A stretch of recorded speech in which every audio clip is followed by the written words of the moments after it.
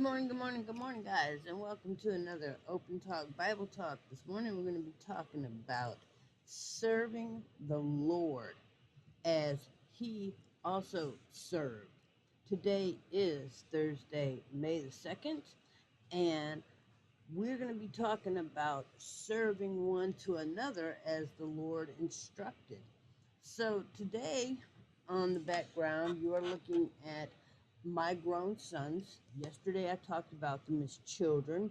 So you'll notice the little boy that was on the left yesterday is today the grown man on the right.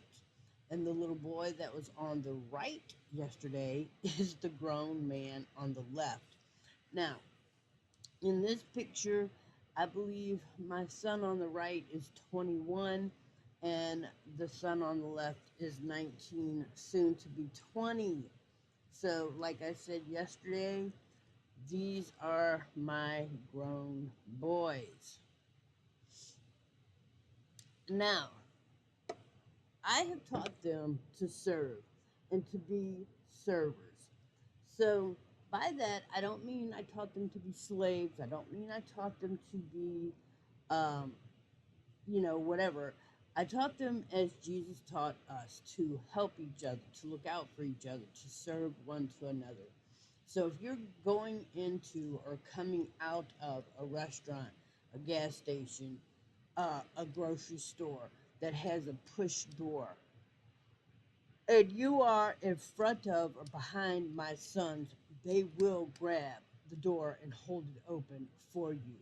If you are walking to your car and you look as though you are struggling, my sons, one of these two or both, will approach and ask you if you need help. They're not looking for a tip, they're not looking for a handout. The only thing they're looking for is to make your day and your life a little bit easier, because that is the notion and the theory and the guide that I raised them under, because that's what Jesus did for us. Jesus died to make our lives better, easier, more prosperous, more abundant. So anything my children, myself, or my husband can do, I get up early in the morning so that I can make these guys' lives a little bit easier. Now, I've had the notion, and I've even shared it with my husband. Hey, you don't have to get up early in the morning because you don't have little kids anymore. You know, you go to work. The only thing you have to do when you get up in the morning is shower, eat, and go to work. So I don't care how long he stays in bed. I actually prefer him to stay in bed because I prefer him to go to work rested and feeling good and not tired because of the kind of work he does. I wouldn't want him to get hurt because he was tired, because he got up for no good reason. Now, I get up in the morning because I do things. I pack lunches for my guys that work, which sometimes entails me cooking a whole 3, 4 course meal. Sometimes like this morning, I don't have to cook, but yesterday I made, while I was doing the video for you guys, I made an entire cheese, cheddar cheese, broccoli, chicken soup for my husband to take to work. Now, he's taking leftovers today, but it's all about what can I get up and I do the laundry so they have nice, clean clothes to wear. I don't understand a woman who can't get up in the morning and pack her husband a lunch, make sure his clothes are clean, and do everything she can to ensure his day is better. Just a little bit, you know? I mean, just a little, because he's going off to work so he can pay your bills. I mean, you're the one that stays at home, you know? Oh, well, I've got the kids. Well, you know what? Your kids go off to school unless it's summertime. But guess what? I stayed 24/7 with my kids. That's right, because I homeschooled before Rovid. Okay, my kids, by the time Rovid hit, my kids were, I want to say 16 and 17, 17 and 18, because today they're 19 and 20. So, you know, I don't understand a woman or a man who thinks their sole purpose is to just sit back and reap the benefits of the government handouts as far as Medicaid goes, as far as food stamps, as far as housing. I don't get the whole you're entitled. But okay, I mean, you were born, so I guess that entitles you to something, and you can't understand why your life is so miserable. Gee, I don't know why you don't have the finer things in life. I don't know why you don't have happiness. I don't know why you don't have the best medical care. I don't know why you don't live in the best neighborhood and best houses, having the best clothes. You know, and I get it, my kids in this background of this picture, they look like they're not wearing the best of clothes in this picture. But keep in mind they were outside and they were playing basketball, so they didn't have on their bestest of clothes. Now, um, I guarantee you, I don't care what they're wearing, where they're going. I don't care on their worst day. They can have a headache, they can have a cold, which, like I said yesterday, they only get sick, if ever, on every maybe once every 3 or 4 years. But beside the point, they will go out of their way to serve.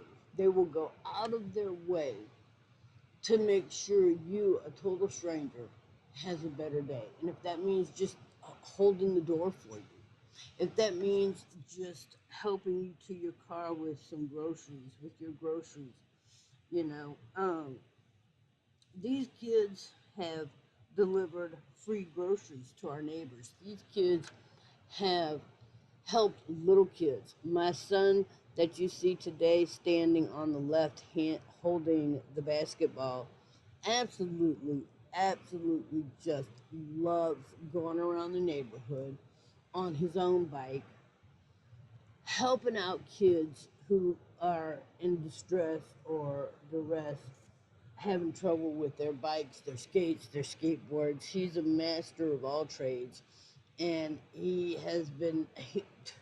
This kid has fixed my washer, my refrigerator, um, my air conditioner.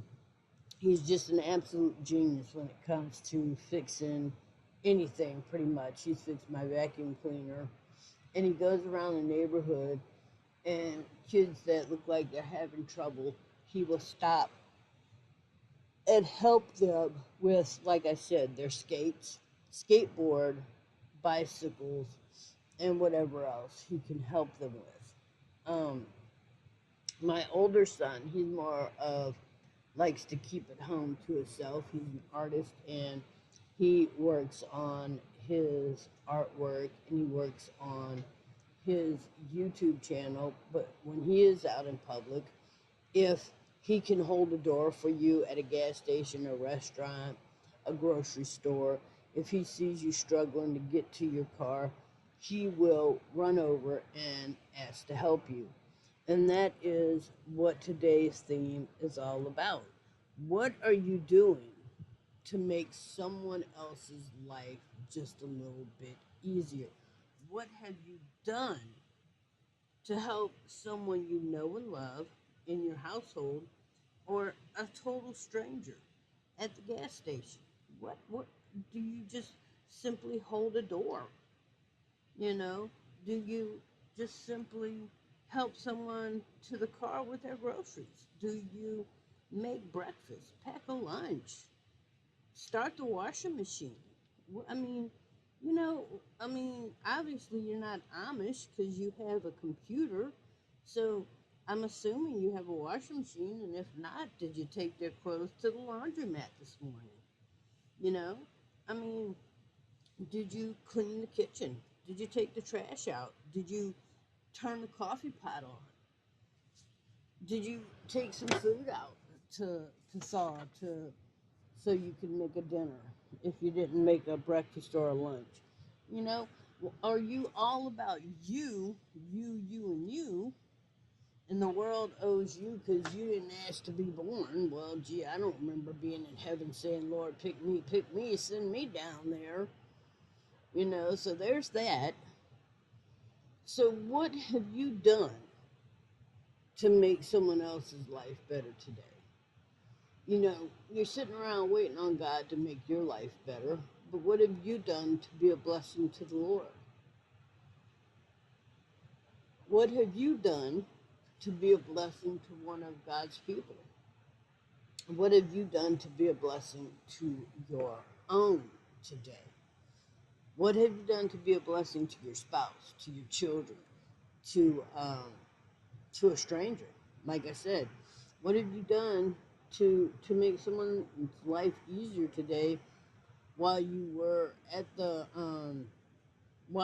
school, or while you were on your way to school, or while you were at the gas station, or at the gas pump, or at the coffee shop, or at the donut shop, or whatever it is, wherever it is you go? What have you done to serve today?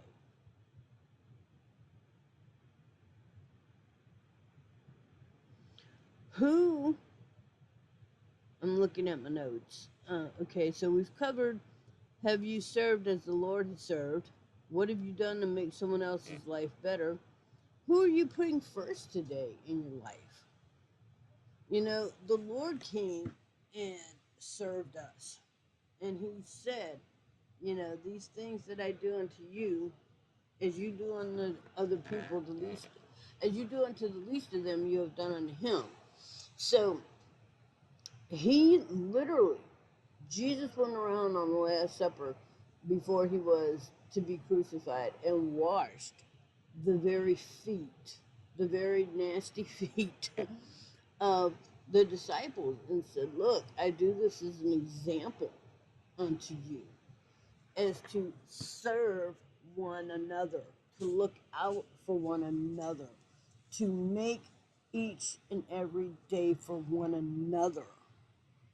If you could stop worrying about yourself for just a minute, long enough to worry about someone else, then maybe they would have a chance to worry about you. If you spend every waking moment worrying about yourself, then how do you expect someone else to have time to worry about you? I mean, if you're so worried about yourself that you don't give anyone else a chance to worry about you, then how? I mean, if I didn't look out for my husband, if I didn't make my husband's lunch and do the laundry, then that would be less time. If he had to get up and do that, that would be less time he would have to rest, and that would be more dangerous for him going to work. He's a stationary engineer, that slash maintenance guy slash whatever the company needs him to do. And so I don't need him going to work tired or incapacitated because he had to go to bed late or had to get up early because he had to pack or cook his own lunch or because he had to do his own laundry. You know? So, and then my son works, and so I do things to make his life easier. And then in return, they go to work and pay the bills, which keeps me with internet, cell phone, food on the table, roof over my head, which makes my day and my life easier. So when you go out of your way to make someone else's life easier, then they have time to make your life easier. And it's a hand in hand situation. So when the Lord thy God came down here and was crucified on the cross to give you a good life, he absolutely got nothing out of that except for the fact that he was doing it in love and the fact that he loves you. And then you now are free from worry. You are free from the worry of going to hell. You don't have to do good works. You don't have to do um, manual labor. You don't have to worry about yourself. You don't have to worry about other things. Your time is now free to love the Lord thy God. So he made your life better so you could be a blessing unto him. Full circle. So what have you done today to make someone, a stranger or someone you know and love, what have you done today to make their life better? Whom have you glorified and served today as a Christian, as uh, a member of a household, as a member of a family, as a member of workforce, as a member of society?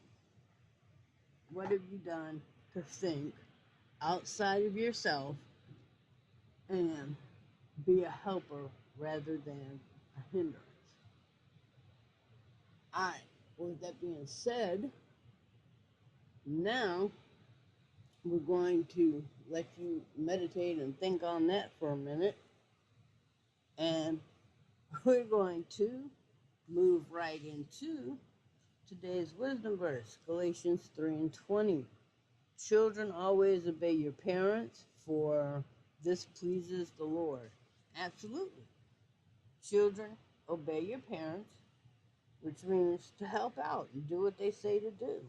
Just like the way the Father expects us to obey and do what he says. You know, you want your children to obey you, the Lord wants you to obey him because he is the Father. And so again, that comes full circle. And it's all about us serving him as he served us and doing what we are to do to glorify him. And in that, we are a blessing to each other the same way he was a blessing to us.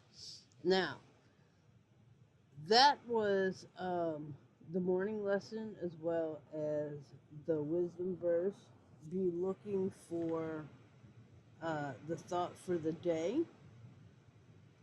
And this evening's lessons we'll be doing around 4 o'clock this evening. So you guys go forth and enjoy your Thursday. The week is coming to an end. However, the month is just getting started. So enjoy your month of May. I love these spring months because, like I said yesterday, you see all kinds of life springing up during the month of April, May, and June. It's just a beautiful springtime. And I love to see the baby birds, the baby squirrels, the baby bunnies. We get to see the baby possums. We get to see the baby raccoons. There's all kinds of wildlife going on in my front and backyard. Uh, During the morning time, we see one set of animals, and at night, we see another set of animals.